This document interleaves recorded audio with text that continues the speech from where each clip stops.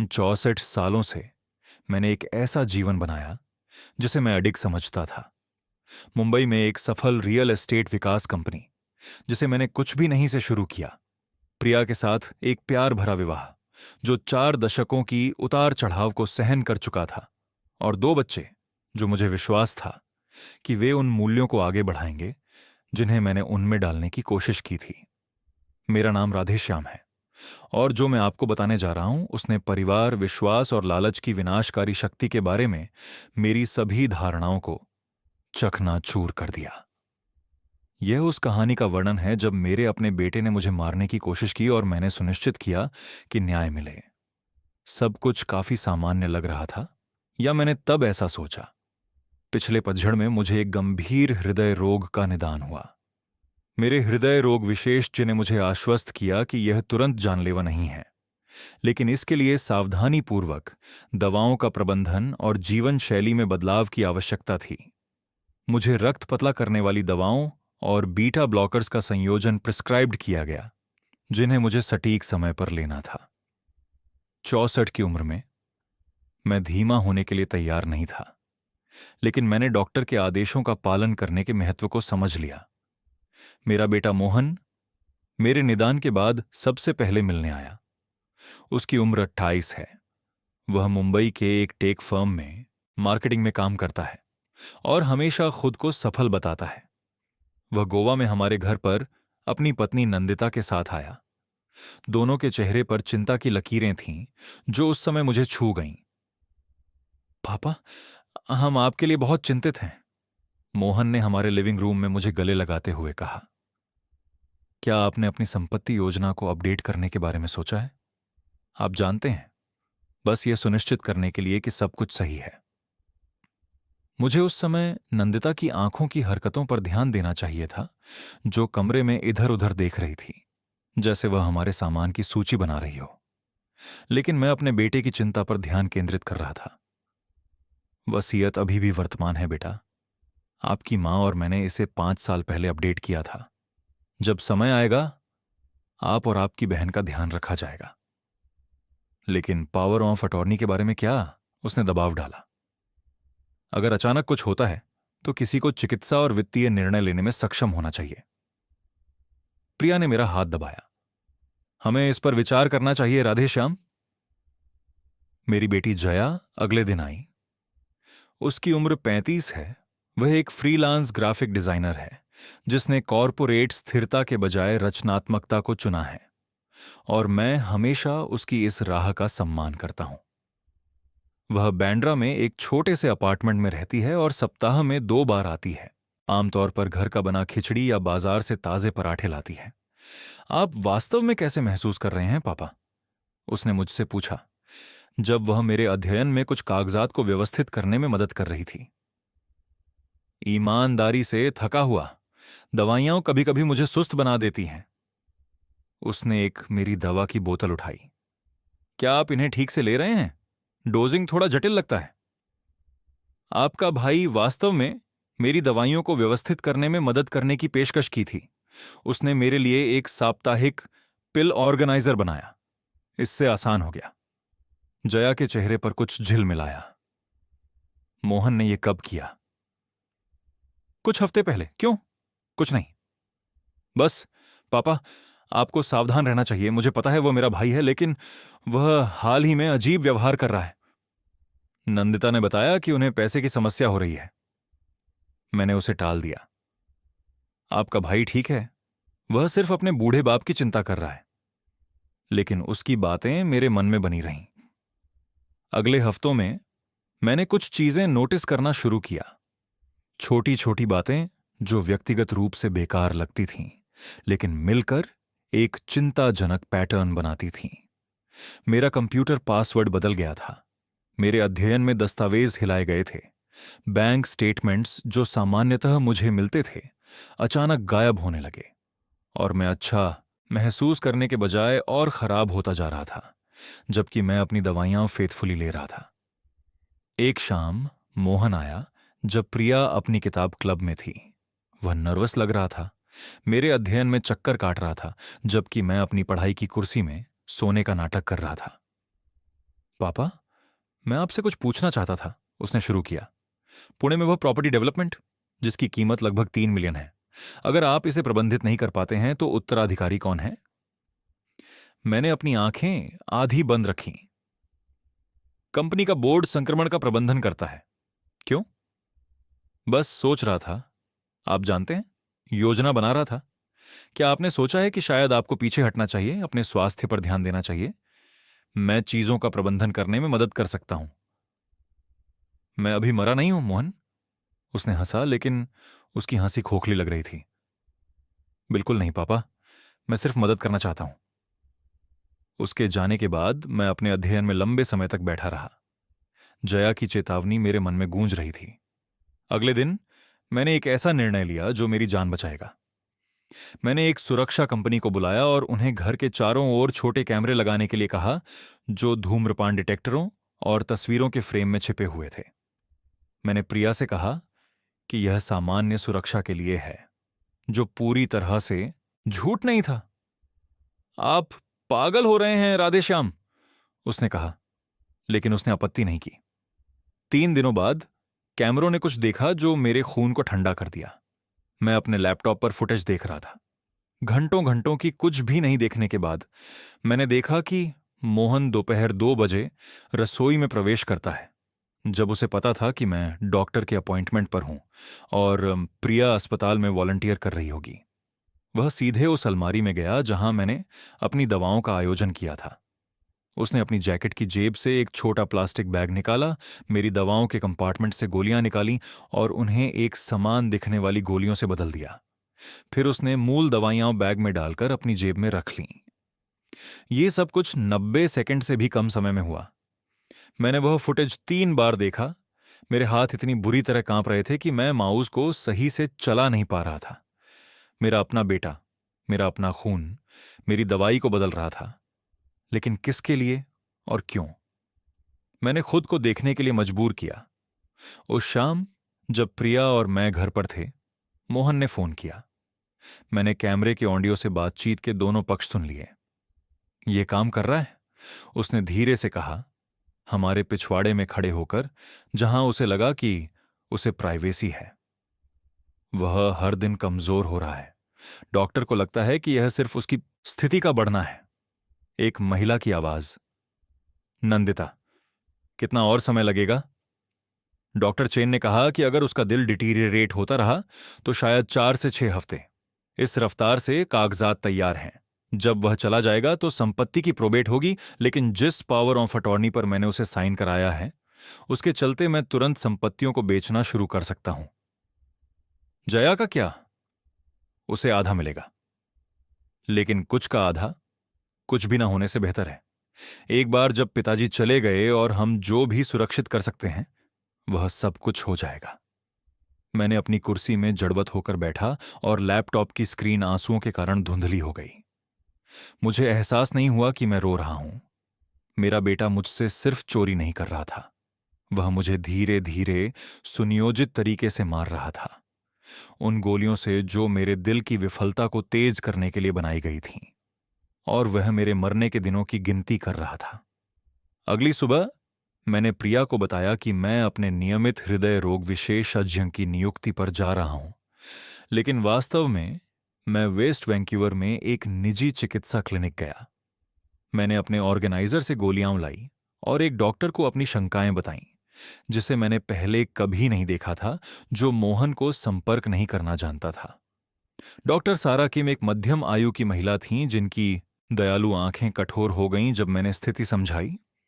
उन्होंने एक व्यापक रक्त परीक्षण किया और गोलियों का विश्लेषण कराया। 2 दिन बाद उन्होंने मुझे ऐसे परिणाम बताए जो मेरी सबसे बड़ी आशंकाओं की पुष्टि कर रहे थे। श्री अशफोर्ड, आपके रक्त में एक दवा, डॉक्सिन, के स्तर काफी बढ़े हुए हैं। यह एक हृदय की दवा है, लेकिन आपको इसका प्रिस्क्रिप्शन नहीं है। जो डोज आप ले रहे हैं उससे हृदय की विफलता बढ़ेगी। आपकी बेटा द्वारा बदली गई गोलियां आपके बीटा ब्लॉकर्स की जगह डॉक्सिन रखती हैं। अगर आप उन्हें 1 महीने और लेते रहते तो संभवतः आप प्राकृतिक हृदय गिरफ्तारी से मर जाते। मैंने उसे सुनते हुए महसूस किया कि कुछ अंदर से कठोर हो गया। पिता के रूप में मैं उसे सामना करना चाहता था, चिल्लाना चाहता था और पूछना चाहता था कि क्यों। लेकिन उस व्यापारी ने, जिसने कुछ नहीं से एक साम्राज्य खड़ा किया, कुछ और महत्वपूर्ण समझा। मुझे सबूत, दस्तावेज और एक योजना चाहिए थी। डॉक्टर किम, मैं चाहता हूं कि आप सब कुछ दर्ज करें। रक्त परीक्षण, गोलियों का विश्लेषण, समय रेखा। मुझे जरूरत पड़ी तो आपको गवाही देनी होगी। पहले से ही किया हुआ है श्री अशफोर्ड। मैंने इसे पुलिस को संदिग्ध हत्या के प्रयास के रूप में रिपोर्ट किया है। वे आपसे बात करना चाहेंगे। उस शाम मैंने जया को फोन किया और उससे कहा कि हम येल टाउन में एक कॉफी शॉप में मिलें, घर से दूर।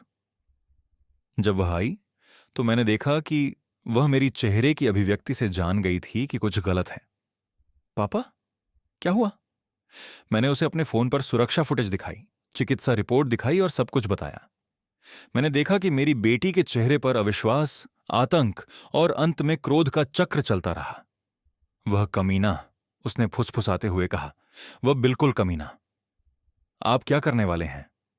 मैं यह सुनिश्चित करने जा रहा हूं कि वह जेल जाए, लेकिन मुझे आपकी मदद चाहिए और मुझे चाहिए कि आप उसके आसपास पूरी तरह सामान्य रहें। क्या आप यह कर सकती हैं? उसने अपनी आंखें पोंछीं और सिर हिलाया। मुझे बताओ, आपको क्या चाहिए? अगले सप्ताह जया और मैंने अपने वकील जेम्स पैटरसन के साथ काम किया, जो एक 3 पीस सूट में शार्क थे और जिन्होंने 20 वर्षों तक मेरे व्यापारिक सौदों को संभाला। हमने व्यवस्थित रूप से सबूत एकत्रित किए। सुरक्षा फुटेज ने 3 अलग अलग मौकों पर दिखाया कि मोहन ने मेरी दवाई के साथ छेड़छाड़ की थी। डॉक्टर किम ने व्यापक चिकित्सा दस्तावेज दिए। जेम्स ने एक फोरेंसिक अकाउंटेंट को नियुक्त किया, जिसने पता लगाया कि मोहन ने 6 महीने पहले पावर ऑफ अटॉर्नी के दस्तावेजों पर मेरी सिग्नेचर फर्जी बनाई थी और पहले से ही मेरे व्यापार खातों से 500 सिबेयर डॉलर कायमैन आइलैंड्स के एक ऑफशोर खाते में स्थानांतरित कर दिए थे। लेकिन सबसे निंदनीय सबूत मोहन के बर्नर फोन से आया, जिसका नंबर जया ने एक पारिवारिक डिनर के दौरान उसके डेस्क पर देखा और उसकी फोटो खींच ली। जेम्स के पास एक प्राइवेट इन्वेस्टिगेटर के साथ संबंध थे, जिसने कानूनी रूप से कॉल रिकॉर्ड प्राप्त किए, जिसमें मोहन, नंदिता और एक भ्रष्ट वित्तीय सलाहकार डेरिक चेन के बीच महीनों की बातचीत दिखी, जिसने उन्हें चोरी की योजना बनाने में मदद की थी। प्रिया के साथ बातचीत सबसे कठिन थी। मैंने उसे बैठाने का इंतजार किया जब हमारे पास सभी सबूत थे। पैटी, मैं चाहता हूं कि आप सब कुछ सुनें इससे पहले कि आप कुछ बोलें, क्योंकि जो मैं बताने वाला हूं वह आपका दिल तोड़ देगा। मैंने उसे सब कुछ दिखाया, वीडियो, चिकित्सा रिपोर्ट, वित्तीय अपराध। मैंने देखा कि मेरी 40 साल की पत्नी ऐसे रो रही थी जैसे मैंने पहले कभी नहीं देखा, अपने बेटे के लिए जो उसे लगता था कि वह जानती थी, शोक मनाते हुए। वह कैसे कर सकता है? वह बार बार पूछती रही। वह तुम्हारे साथ ऐसा कैसे कर सकता है? लोभ, मैंने सरलता से कहा, और निराशा। प्राइवेट इन्वेस्टिगेटर ने पता लगाया कि मोहन को जुए की लत है। वह कुछ बहुत ही अप्रिय लोगों को $200,000 से अधिक का कर्जदार है। उसने मेरी हृदय स्थिति को एक अवसर के रूप में देखा। नंदिता का क्या? उसे सब कुछ पता था। वह भी उतनी ही दोषी है जितना वह है। प्रिया के आंसू सूख गए और उसके स्थान पर कुछ ठंडा आ गया। हमें क्या करना चाहिए? हम पुलिस को आपराधिक मामले को संभालने देते हैं, लेकिन सबसे पहले हमें वसीयत बदलनी होगी। सब कुछ प्रिया और जया के नाम होगा। मोहन को कुछ नहीं मिलेगा, 1 रुपये भी नहीं। अगले दिन राधेश्याम ने नए संपत्ति दस्तावेज तैयार किए। सब कुछ एक ट्रस्ट में पुनर्गठित किया गया, जिसमें प्रिया और जया लाभार्थी थीं। कंपनी बेची जाएगी और उसके पैसे उनके बीच बांटे जाएंगे। मोहन का नाम हर दस्तावेज, हर खाते, हर संभावित विरासत से हटा दिया गया। इस बीच मैंने कुछ ऐसा किया जो मुझे बीमार महसूस करवा रहा था, लेकिन यह जरूरी था। मैंने दिखावा किया कि मैं और भी ज्यादा बीमार हो रहा हूं। मैंने डॉक्टर किम द्वारा निर्धारित दवा ली, लेकिन मैंने और कमजोर, अधिक भ्रमित और अधिक निर्भर व्यवहार किया। मोहन ने अधिक बार आना शुरू कर दिया। उसकी चिंता का मुखौटा हर बार पतला होता गया, जैसे उसे लगता था कि उसकी योजना काम कर रही है। आज आप कैसा महसूस कर रहे हैं बापू? वह पूछता और मैं उसके नीचे छिपी हुई आशंका सुन सकता था। जल्दी थक गया, बहुत थका हुआ। मैं उसकी आंखों में संतोष देख सकता था।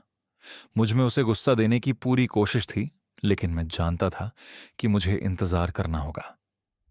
पुलिस अपना मामला बना रही थी और जासूस मॉरिसन ने स्पष्ट किया था कि उन्हें मोहन को दवा में छेड़छाड़ करते हुए एक बार फिर पकड़ना होगा ताकि आपराधिक आरोप तय कर सकें। सच्चाई का पता चलने के 2 हफ्ते बाद मोहन ने चारा खा लिया। मैंने उससे कहा कि मेरी दवा खत्म हो रही है और मुझे अपनी प्रिस्क्रिप्शन लेने की जरूरत है, उसे सूक्ष्मता से यह बताते हुए कि घर कब खाली होगा। प्रिया, जया और मैंने एक फिल्म देखने का फैसला किया और जासूस मॉरिसन की टीम घर की तलाशी के लिए वारंट के साथ तैयार थी। सुरक्षा कैमरों ने सब कुछ कैद कर लिया। मोहन बिना पूछे एक चाबी के साथ अंदर आया, सीधे मेरी दवा के पास गया और एक बार फिर उसके घातक प्रतिस्थापन को अंजाम दिया। इस बार जब उसने प्लास्टिक बैग निकाला, जासूस मॉरिसन और 2 अधिकारी सामने के दरवाजे से अंदर आए। मैंने बाद में फुटेज देखा। मोहन का चेहरा पीला पड़ गया। यह क्या है? आप यहां क्या कर रहे हैं? मोहन एशफोर्ड, आप हत्या के प्रयास, धोखाधड़ी और चोरी के आरोप में गिरफ्तार हैं। आपके पास चुप रहने का अधिकार है। उन्होंने उसकी कार में बर्नर फोन पाया, उसके घरेलू ऑफिस में जाली दस्तावेज मिले और डेरिक चेन के साथ ईमेल बातचीत मिली, जिसमें उन्होंने यह योजना बनाई थी कि कैसे वे मेरे खातों को निकालेंगे, जबकि यह दिखाएंगे कि मैं मानसिक रूप से केवल गिर रहा हूं। अदालत का मामला 6 महीने चला। जया ने हर दिन मेरी हाथ थामे रखा। प्रिया मेरे पास बैठी रही। उसके चेहरे पर संयमित दुख का मुखौटा था। उस बेटे के लिए शोक कर रही थी जिसे हमने समझा था कि हमने अच्छे से पाला। मोहन का वकील कमजोर मानसिकता का तर्क देने की कोशिश करता रहा, उसके जुए की लत को दोष देता रहा, यह दावा करता रहा कि उसने मुझे मारने का इरादा नहीं रखा, केवल मुझे असमर्थ करने का। लेकिन सबूत बेहद मजबूत थे। अभियोजन पक्ष ने डॉक्टर किम का गवाही दी, जिसने डियोनेक्सिन विषाक्तता के बारे में बताया। उन्होंने मेरी दवा में छेड़छाड़ करते हुए उसकी सुरक्षा फुटेज दिखाई। उन्होंने चुराए गए पैसे का पता लगाया। उन्होंने उसकी फोन बातचीत की रिकॉर्डिंग चलाई, जिसमें वह स्पष्ट रूप से चर्चा कर रहा था कि मुझे जीने के लिए कितना समय बाकी है। जूरी ने 4 घंटे से भी कम समय में विचार किया। सभी आरोपों में दोषी। मोहन को संघीय जेल में 8 साल की सजा सुनाई गई। नंदिता को साजिश और हत्या के प्रयास में सहायक होने के लिए 5 साल की सजा मिली। डेरिक चेन, वित्तीय सलाहकार, ने उनके खिलाफ गवाही दी और उसकी लाइसेंस खो दी। मुझे याद है जब जज ने सजा सुनाई, मोहन ने मेरी ओर देखा और एक पल के लिए मैंने देखा कि वह अब तक का गणनात्मक हत्यारा नहीं है, बल्कि वह छोटा लड़का है जिसे मैंने स्टेनली पार्क में साइकिल चलाना सिखाया था। फिर उसका चेहरा कठोर हो गया और उसे हथकड़ी लगाकर ले जाया गया। प्रिया और मैंने 3 महीने बाद कंपनी बेच दी। बिक्री मूल्य की अपेक्षा से बेहतर रहा और हमने जया के लिए किसी भी पोते पोतियों के लिए ट्रस्ट फंड स्थापित किए। हमने अपने बड़े गोवा के घर से जया के अपार्टमेंट के पास येल टाउन में एक आरामदायक कोंडो में स्थानांतरित किया। मैंने एक सुबह जया को कॉफी के दौरान कहा, मुझे अब इतनी जगह की जरूरत नहीं है और सच कहूं तो बहुत सारी यादें हैं जिन्हें मैं दोबारा जीना नहीं चाहता। उसने सिर हिलाया, समझते हुए। क्या आप और मां ठीक हैं? सच में? हाँ, हम ठीक हो रहे हैं। ये अजीब है, आप जानते हैं, मैंने सोचा था कि मोहन को लालच में खोना हमें नष्ट कर देगा, लेकिन कुछ मायनों में यह स्पष्ट कर दिया कि वास्तव में क्या मायने रखता है। आपकी मां और मैंने एक दूसरे का साथ है, आपके पास हैं, यही काफी है। पिछली वसंत प्रिया, जया और मैंने यूरोप के दौरे पर 3 महीने बिताए। हमने उन स्थानों का दौरा किया जिन्हें मैं हमेशा व्यस्तता के कारण नहीं देख पाया, ऐसे खाद्य पदार्थ खाए जिन्हें मैंने कभी समय नहीं निकाला, और धीरे धीरे मोहन के विश्वासघात द्वारा हमारे परिवार पर पड़े प्रभाव को सुधारने लगे। एक शाम रोम में ट्रेवी फाउंटेन के पास एक कैफे में बैठे प्रिया ने मेरा हाथ थाम लिया। क्या आप कभी उसके बारे में सोचते हैं? मुझे पता था कि वह मोहन का जिक्र कर रही थी। हर दिन मैं सोचता हूं कि हम कहां गलत हुए, कौन से संकेत हमने मिस किए, क्या कुछ ऐसा था जो मैं अलग तरीके से कर सकता था। और आपका निष्कर्ष क्या है? यह कि हमने उसे सब कुछ दिया, सिवाय इसके कि यह समझाया जाए कि सब कुछ उसके लेने के लिए नहीं था। हम उसे यह सिखाने में असफल रहे कि चरित्र धन से ज्यादा महत्वपूर्ण है। लेकिन प्रिया, यह असफलता उसकी थी, हमारी नहीं। हमने उसे प्यार किया, हमने उसकी देखभाल की, बाकी उसकी पसंद थी। जया ने करीब होकर मेरे गाल पर किस किया। आपने मुझे वही सब सिखाया जो महत्वपूर्ण है बापू। ईमानदारी, दयालुता, मेहनत। मोहन ने अलग तरीके से चुना, यह उसकी जिम्मेदारी है। अब मैं 65 साल का हूं, 1 साल बड़ा और इस दुःस्वप्न की शुरुआत के मुकाबले कहीं अधिक समझदार। मेरी हृदय की स्थिति उचित दवा के साथ प्रबंधित है, जिसे डॉक्टर किम द्वारा सावधानी से निगरानी की जा रही है। मैं हर सुबह समुद्र के किनारे टहलता हूं। प्रिया मेरे साथ होती है और मैं सोचता हूं कि मैं कैसे सब कुछ खोने के कगार पर था, जो वास्तव में मायने रखता था। मोहन को 6 साल में जमानत मिलने की उम्मीद है। मुझे नहीं पता कि क्या मैं कभी उससे फिर से बात कर पाऊंगा। एक हिस्सा चाहता है कि वह जेल में रहकर समझे कि उसने क्या करने की कोशिश की। दूसरा हिस्सा जानता है कि कुछ चीजें एक बार टूट जाने पर फिर से नहीं जुड़ती। लेकिन मैंने इस सब से जो सीखा वह यह है, असली धन संपत्ति के विकास या बैंक खातों में नहीं मापा जाता। यह उन लोगों में मापा जाता है जो आपके साथ खड़े होते हैं जब दुनिया बिखरती है। यह उस बेटी में मापा जाता है जिसने अपने भाई के खिलाफ सबूत जुटाने के लिए सब कुछ छोड़ दिया। यह उस पत्नी में मापा जाता है जो आपके बगल में शोक मनाती है लेकिन कभी आपको छोड़ती नहीं। यह सुबह के उन पलों में मापा जाता है जो पानी के किनारे बिताए जाते हैं, शाम के उन लम्हों में जब हम साथ में खाना और हंसी खुशी बांटते हैं, और जीवन के होने की सरल लेकिन गहरी उपहार में। मेरे बेटे ने पैसे के लिए मेरी जान लेने की कोशिश की, जो अंततः उसका ही होना था। उसकी लालच और हताशा में उसने सब कुछ खो दिया जो मायने रखता था। उसने अपनी स्वतंत्रता, अपने परिवार, अपने पिता को खो दिया। उसने अपनी जिंदगी के सालों को उस धन के ख्वाब के लिए बेच दिया जिसे वह कभी भी सही से जंग नहीं कर पाया। इस बीच मैं यहां हूं, सांस ले रहा हूं, जी रहा हूं, उन लोगों से प्यार कर रहा हूं जो इसके हकदार हैं। मैंने कंपनी बेच दी। हां, मैंने कोने के ऑफिस, मीटिंग्स और तनाव को छोड़ दिया, और मैं कभी भी ज्यादा अमीर नहीं हुआ, न कि उन चीजों को खोने के बावजूद, बल्कि इसलिए कि मैं उन्हें खो चुका था। अगर इस अंधकार में कोई सीख है तो वह यह है, जानो कि तुम्हारा असली परिवार कौन है। भरोसा करो, लेकिन जांच करो और समझो कि जो लोग वास्तव में तुमसे प्यार करते हैं वे तुम्हारे जाने के दिन नहीं गिनते। वे उन दिनों की कदर करते हैं जब तुम यहां होते हो। मैंने कठिन तरीके से सीखा कि खून हमेशा वफादारी का मतलब नहीं होता, और सबसे बुरी धोखेबाजियां उन लोगों से आती हैं जिन पर हम सबसे अधिक भरोसा करते हैं। लेकिन मैंने यह भी सीखा कि ऐसी धोखेबाजी से बचना तुम्हें परिभाषित नहीं करना चाहिए। यह तुम्हें संवार सकता है, तुम्हें यह दिखा सकता है कि क्या और कौन वास्तव में मायने रखता है। हर सुबह जब मैं प्रिया के बगल में जागता हूं, जब मैं जया के साथ नाश्ता करता हूं, जब मैं मुंबई के बंदरगाह पर सूरज उगते हुए देखता हूं, मैं आभारी होता हूं। न कि मैं क्या खोने वाला था, बल्कि मैं क्या खोने के बाद हासिल कर चुका हूं। स्पष्टता, दृष्टिकोण और केवल वही चीजों की परवाह करने की स्वतंत्रता जो वास्तव में मेरी परवाह के लायक है। मोहन ने मेरे विश्वास को लिया और उसे मेरी मौत की सजा में बदलने की कोशिश की। इसके बजाय उसने मुझे सबसे बड़ा उपहार दिया। हालांकि उसने कभी ऐसा करने का इरादा नहीं किया। उसने मुझे यह दिखाया कि जीवन कितना कीमती है और वास्तव में कौन मेरे जीवन को साझा करने के योग्य है।